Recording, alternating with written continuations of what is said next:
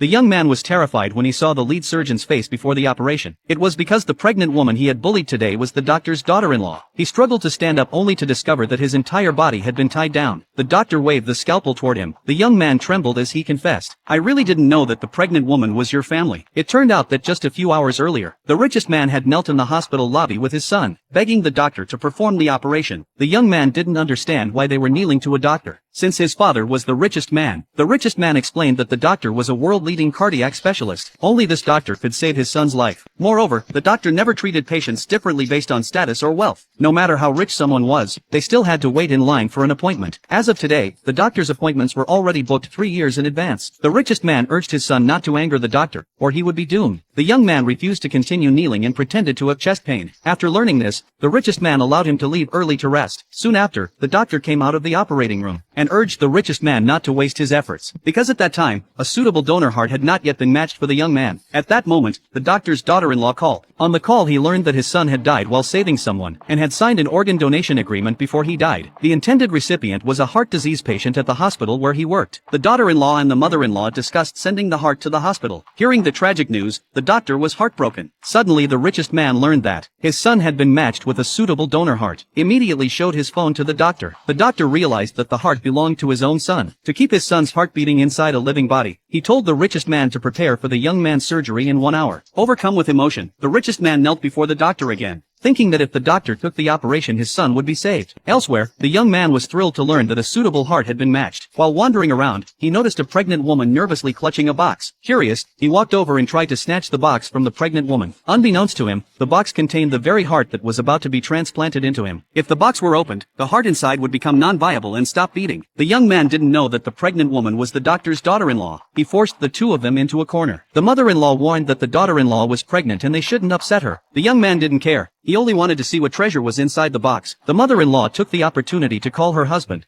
but he was in the middle of preoperative preparations. When he learned that his wife and daughter-in-law were being bullied, he hurried over. By then the young man had already grabbed the box. The mother-in-law snatched the box back. During the intense struggle the young man's heart rate shot up rapidly. His henchman advised him not to get excited, warning that his life could be in danger. The young man slapped his subordinate. He declared that he would never have to worry about heart disease again, because the world's most famous cardiac specialist had agreed to operate on him. The daughter-in-law learned from the young man's own mouth that the doctor was her father-in-law. She then said that if the young man dared to bully them again, her father-in-law would never operate on him. The young man didn't believe the pregnant woman was the doctor's daughter-in-law, and seeing her legs suddenly gave him an idea. He handed her an inflatable pillow and demanded that she use her legs to squeeze it until it burst, promising that he would then leave them alone. To protect the donor heart, the daughter-in-law had no choice but to agree.